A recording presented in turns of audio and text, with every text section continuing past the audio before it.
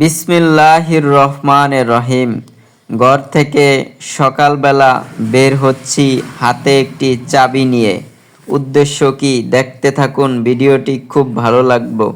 এইদিকে হালকা শীত, তাই চাবি নিয়ে গোয়াল ঘর খুললাম। এখন আমি অর্থাৎ আজকে গরু আমাদের একটা গোয়াল ঘর থেকে বের করব এবং গোয়াল ঘর পরিষ্কার করব সকালবেলা। তাই তো দরজাটা খুলে এই তো রশি দিয়ে বেঁধে দিলাম, কারণ রৌদ্র যেন গোয়াল ঘরে যায় এবং গোয়াল ঘরটি যেন পরিষ্কার থাকে। তাই তো আমি আজকে রাত্রে যে সমস্ত ময়লাগুলো ছিল ওই ময়লাগুলো ফালিয়ে ফালিয়ে পরিষ্কার করব। তাই তো আমার গরুটি এই তো এখন খুব সুন্দর করে বের করে সারির সামনে এনে বাঁধবো।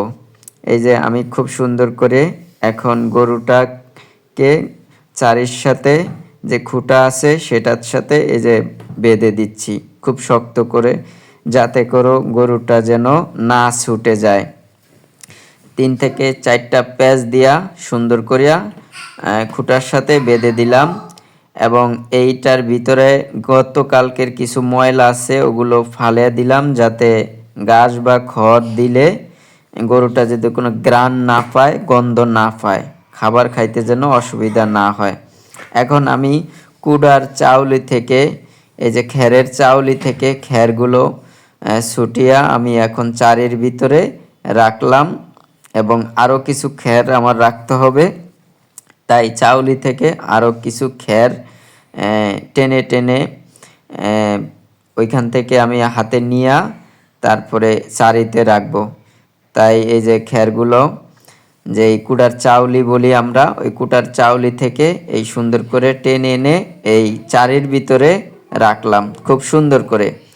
তো এখন আমি এই গোয়াল ঘরটি পরিষ্কার করব, কারণ গতকালকের যে ময়লাগুলো আছে এগুলো পরিষ্কার করে এটাকে একদম ক্লিন করে দিব, যাতে করে আবার সন্ধ্যাবেলা গরুর ঘরের ভিতরে থাকতে খুব আরামদায়ক হয়, কোনো ময়লার গন্ধ বা ঘ্রাণ না পায়।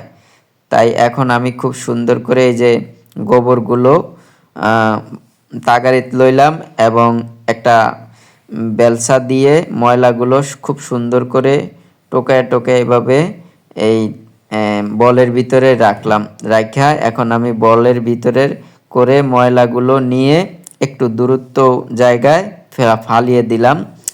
তো এখন আমি এই তাগারিটাকে এখানে রাখবো। রাখার পরে যে বাড়তি কিছু ময়লা আছে এখনও ওগুলো ফিনিশিং হয় নাই, আমি এখন ঝাড়ু নিয়ে সর্বপ্রথমে এটাকে ঝাড়িয়া দিচ্ছি। এখন এমন সুন্দর করে একদম ক্লিন করে এভাবে ঝাড়ু দিয়ে আমি পরিষ্কার করে দিলাম, যাতে নেক্সট কিছু যে ময়লা আছে ওই ময়লাটাও একেবারে কমপ্লিট হয়ে যায়। তো এখন আমি এগুলো একদম বাইরে নিয়ে আসছি, বাইরে ফালিয়ে দিলাম। পরবর্তীতে এখান থেকে আমি ময়লা আরও দূরে সরিয়ে দিব।